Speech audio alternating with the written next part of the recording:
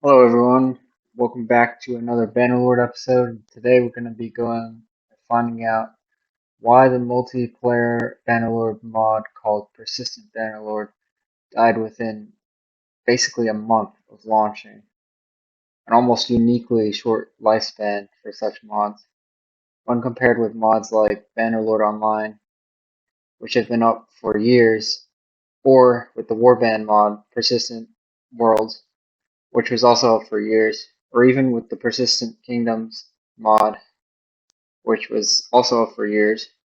We have to wonder why this mod couldn't even last a full season.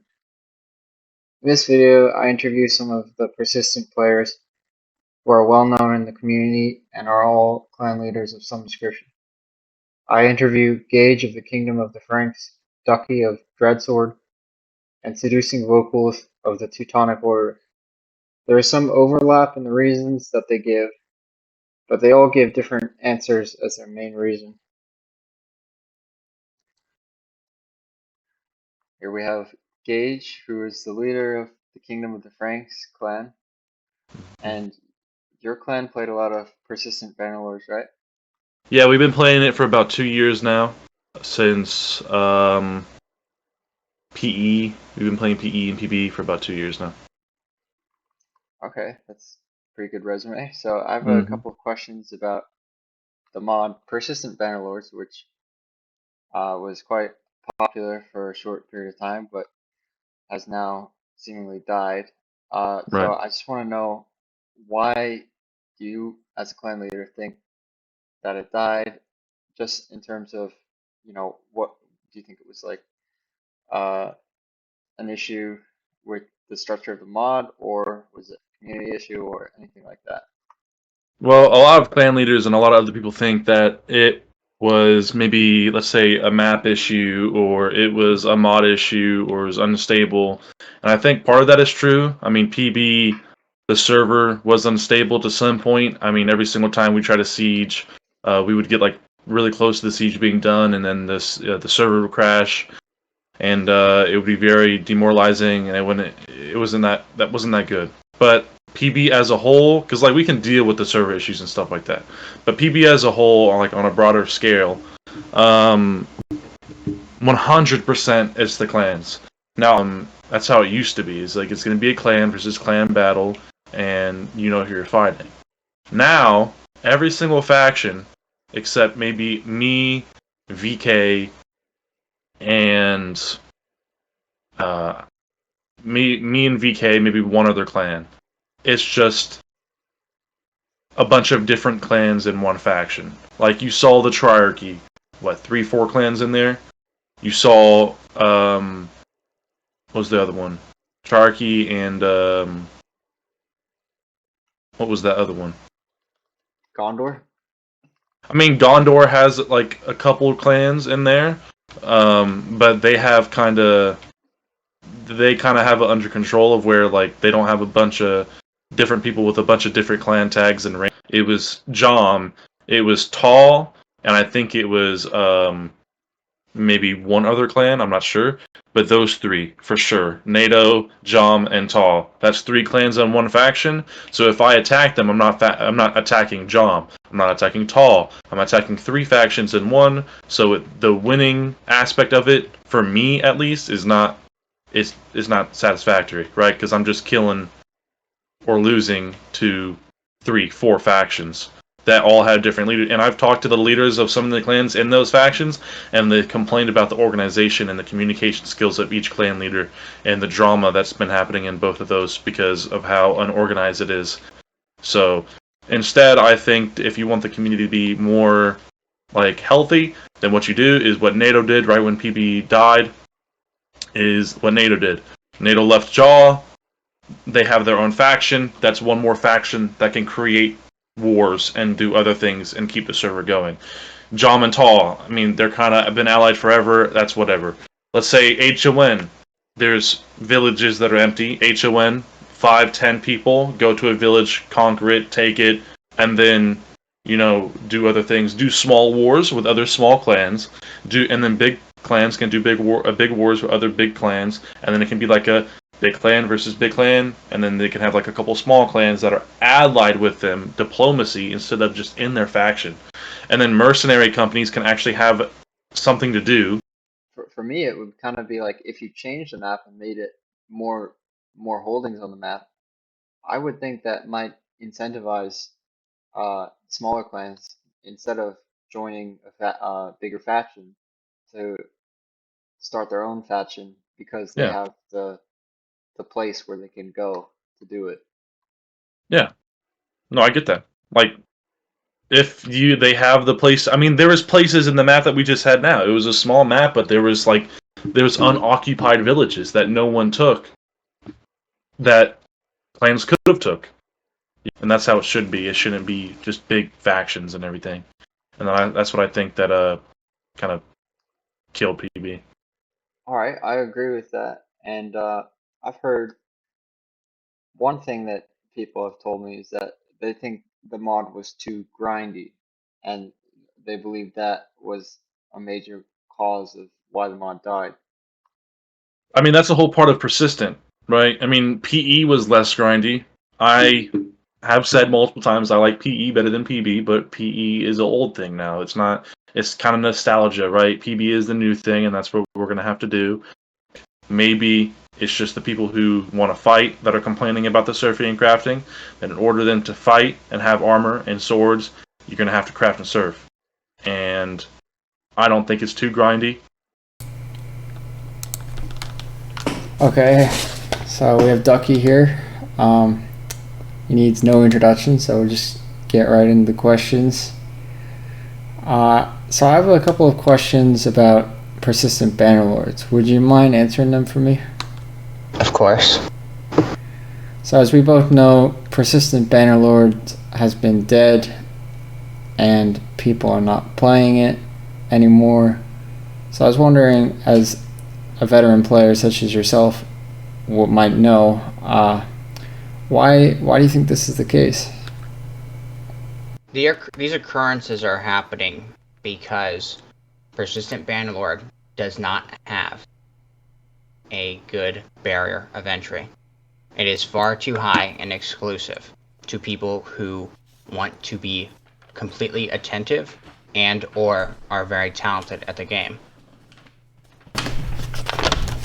I see. So that cuts out players who maybe don't have enough time to sink into the game. The aspiration of all PB players is a guarantee of logging in and being that warrior of renown, being seen, being successful.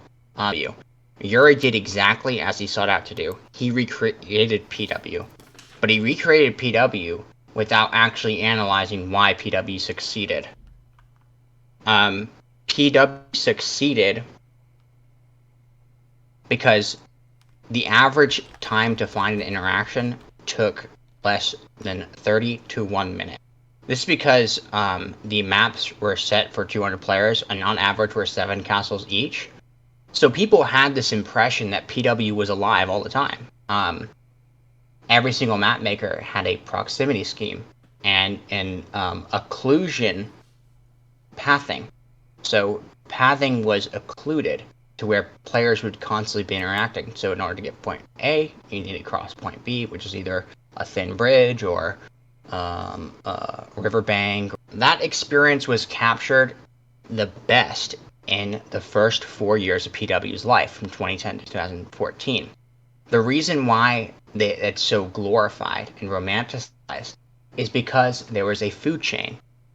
There was a food chain because everyone was new and everyone was bad.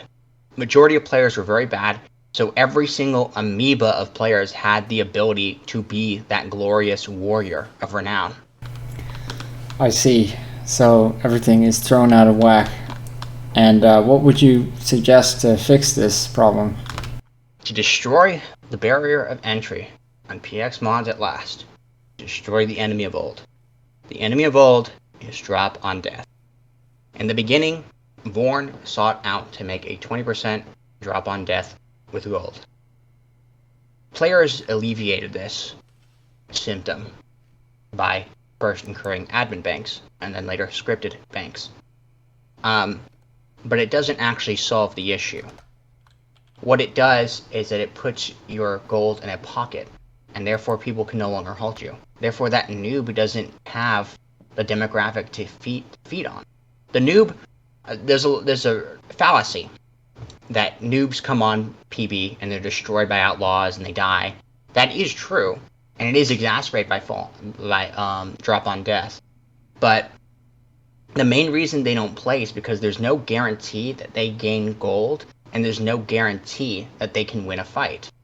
That's because there's no noobs like them that give them the playing field.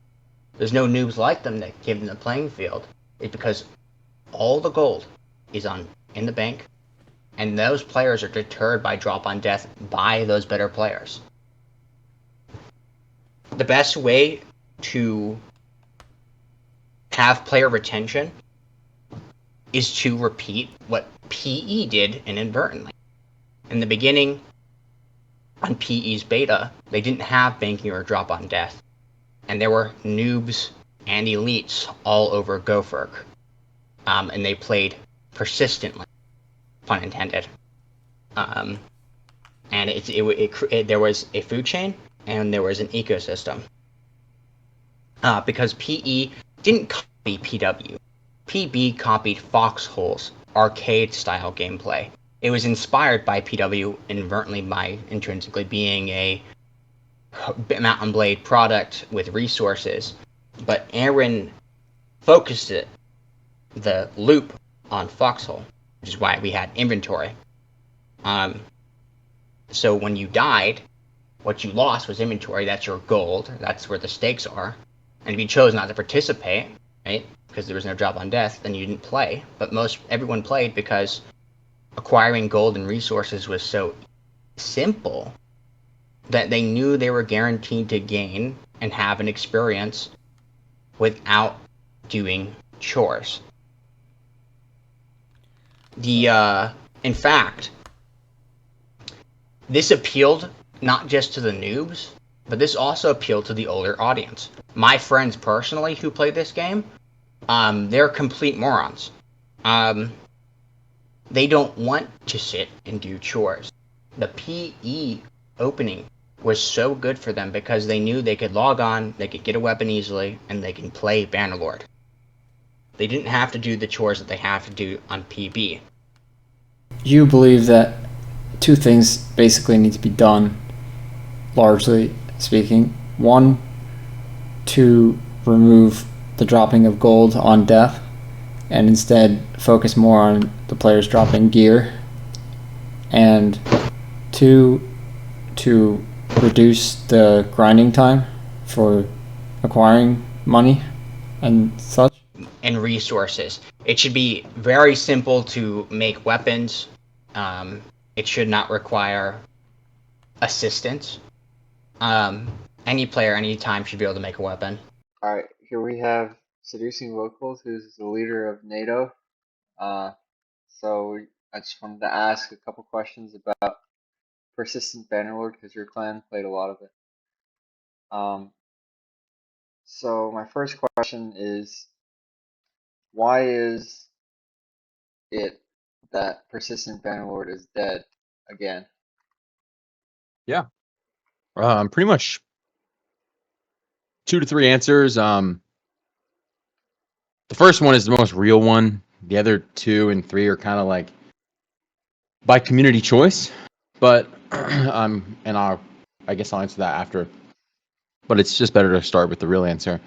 Truthfully, that mod is, if you've played as long as some of the people have, including myself, unfortunately, I started Persistent World, was it 4.5, 4.3 in 2014, and the pattern of the mod being populated on and off has been consistent for the last 11 years.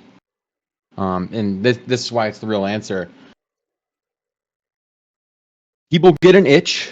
Bannerlord's a very unique game. There's really no other game out there that can give you the adrenaline and the content with a group or solo. And with the uniqueness and the mechanics of the game, having an open world that is not an MMO leveling system, being able to freely fight and be your own person, that itch comes back every like few months. So it's been the same pattern. Everybody gets the itch for the open world feeling for 2 or 3 months. It goes strong always for the first month. You always see like a record breaking number until a couple months of that, whoever the server hoster is, then it starts to level out. However, it's always the same. So to make it easy, first 2 months usually of a server being alive, you'll start with your high spike, then it levels out at about 180 players, and then by the third month it's dead. Usually what happens is the map change, people also lose the itch, they want to go back to playing whatever the other games they want because it is a grind. PW, PK, PB, PE all require a level of grind because of the way it works. And people lose that itch after like 2 months, 3 months. Always been like that. And then usually it comes back. Everybody goes off for 2 or 3 months, then it comes back strong.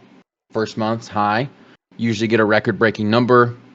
Then it levels out again. And then usually by the third iteration of whoever the host owner is of the server, they'll usually get their last record-breaking numbers on that third rotation. And then after that, when it levels out, every time it dies and comes back under that server owner, it'll be the same consistent like 180 players instead of 300.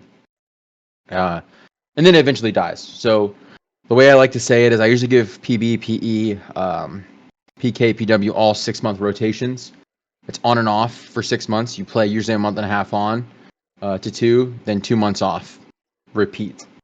And at the 6-month mark, usually takes a break and usually dies out for about 5 months. And then it all comes back. So, like I said, that's a really over-explained answer, but it's just the reality of it. 2 and 3, not going to spend too much time on it. 2 and 3 is simply clan leader chatter. That mod, unfortunately, gives clan leaders too much power to decide and make or break a server count.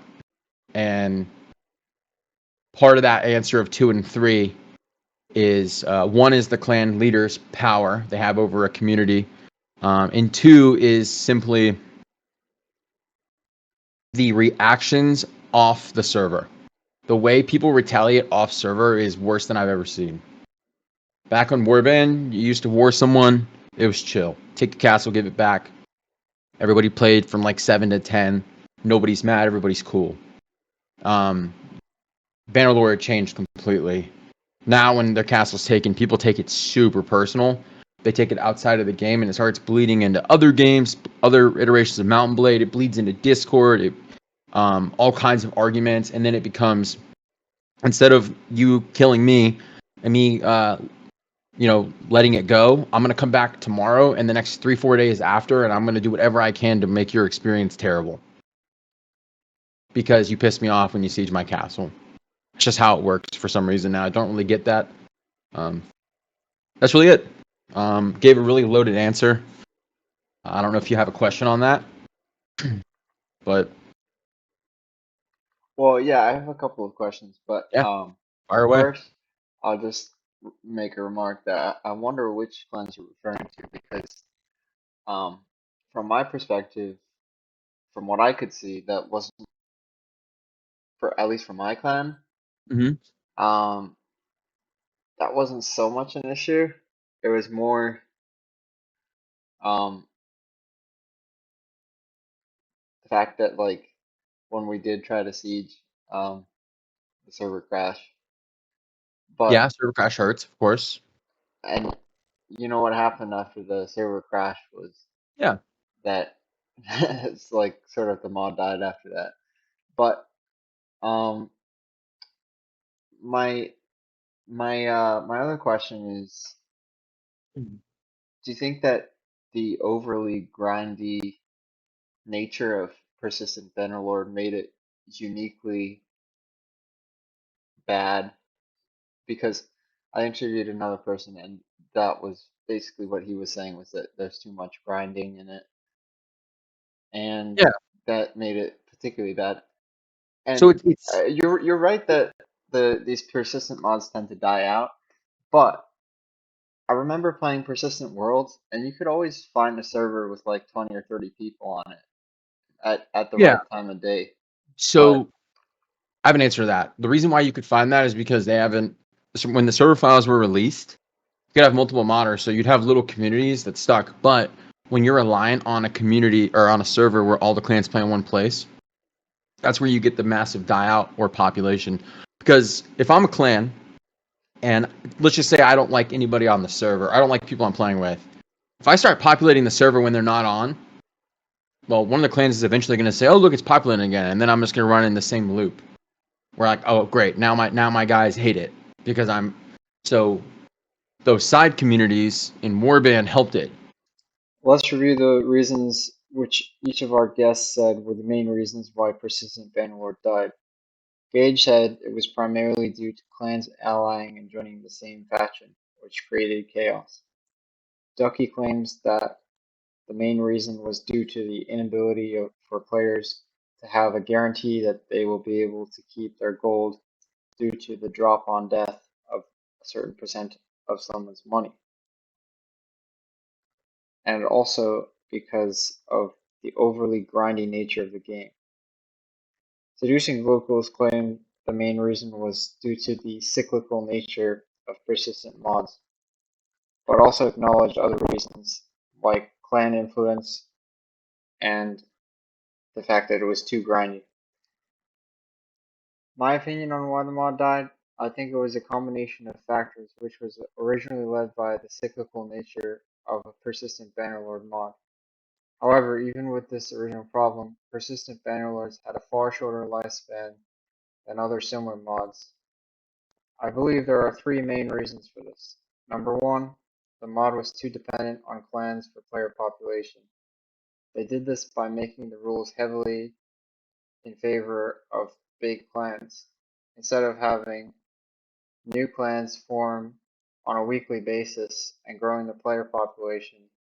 The mod divided up castles to establish clans who ran the show, but whose main focus was not the mod, and this led to decreased activity. Number two, by only having one server and one rule set, the mod alienated many different types of players who were expecting a different rule set, map, or overall dynamic. And number three, the problem from number two was made worse by the unreliability of the server, which was known to crash during major events and at other times as well. This was the last straw which broke the camel's back, with all the players getting on one server for an event. The performance went down dramatically, and the crash which happened during the VK versus Gondor siege was enough to kill the mod. Thank you so much for watching. Please like and subscribe, and I'll see you in the next video.